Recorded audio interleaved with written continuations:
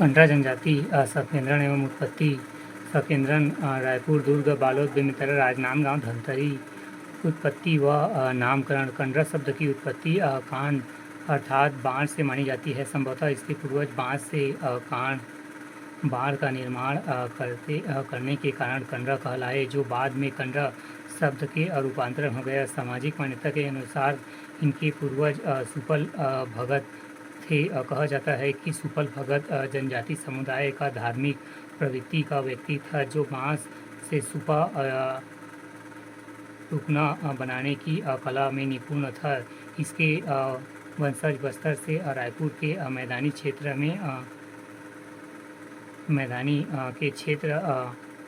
में बाँस बर्तन की आपूर्ति के लिए आकर अन्य जातियों के साथ निवास करने लगे। सामाजिक व सांस्कृतिक उपसमूह। इस जनजाति से मुख्यतः 2 उपसमूह पाए जाता है।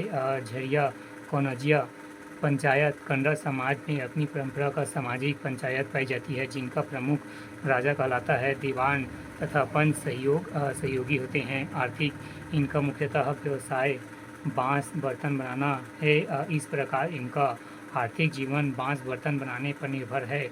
कोंड जनजाति सकेंद्रण मुख्यतः रायगढ़ तथा महासमुंद। उत्पत्ति व नामकरण। कोंड शब्द की उत्पत्ति द्रविड़ शब्द कोंड अर्थात पर्वत से मानी जाती है। संभवतः कोंड पर्वतीय क्षेत्र में रहने वाले लोगों को कोंड कहा जाता है। अन्य प्रचलित नाम इन्हें कोंड एवं कांड भी कहा जाता है। समाज व संस्कृति उपसमूह डोंगरिया वन या पहाड़ी कोंड, कुटिया कोंड, पहाड़ी पेंगा कोंड, झुरिया कोंड, जामिया पहाड़ों की चोटी पर कोंड, नान गुली कोंड, सितहा कोंड। शिशु के जन्म पर छठे दिन बच्चे के सिर का मुंडन कराते हैं। प्रसूना व शिशु को नहलाकर बच्चे को तीर कमान स्पर्श कराते हैं। मान्यता है कि इससे बच्चे बड़ा होकर तीर कमान चलाने में निपुण होता है। युवा गृह लड़कों का युवा गृह धांगड़ा घर तथा लड़कियां का युवा गृह धांगड़ी घर। जाति पंचायत इनके जाति व्यवस्था का प्रमुख गोटिया कहलाता है। आर्थिक विशेषता इनके पूर्वजों का परंपरागत व्यवधान, पोड़ू खेती आदि कृषि एवं शिकार, वनों पर संग्रह तथा मृतक संस्कार। यहाँ सामान्यतः मृतक को दफनाते हैं। यहाँ दाह संस्कार भी प्रचलन है।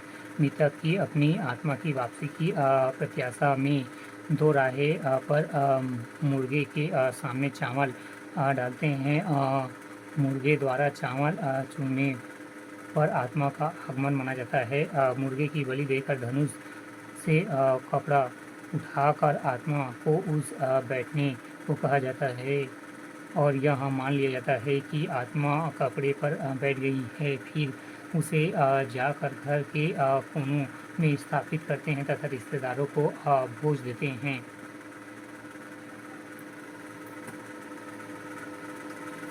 धार्मिक मान्यताएं। इनके प्रमुख त्यौहार चावल जात्रा, दशहरा, आगमन जात्रा, माहौल जात्रा, चैत्र जात्रा आदि हैं। चावल और चैत्र जात्रा का नया महुआ खाते हैं।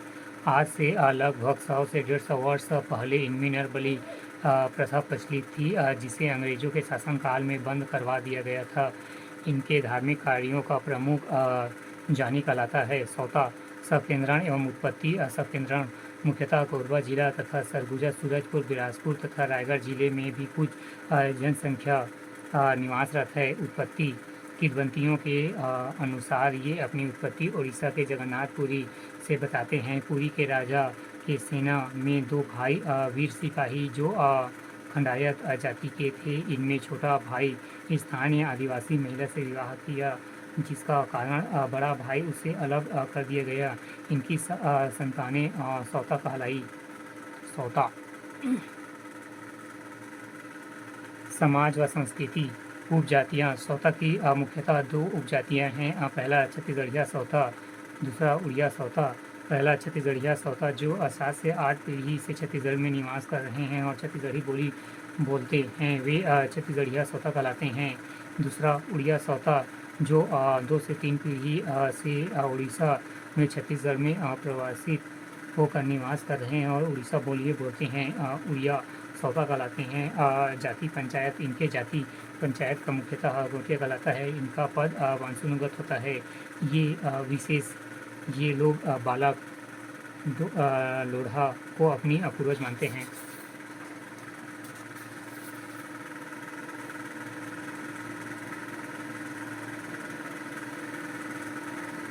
सौरा मझवार जनजाति, बिहार माझी जनजाति, दोरला, भौना और मुंडा जनजाति